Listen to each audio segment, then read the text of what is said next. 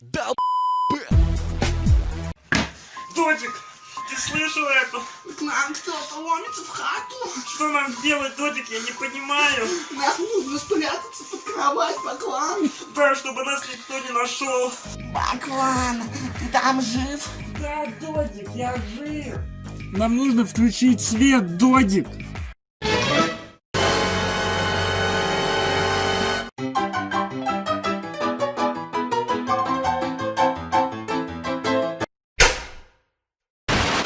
Баклан, Додик, блин. нам показалось. Додик, это был Тик, наш друг. Лучший друг человека. Додик, ха-ха-ха.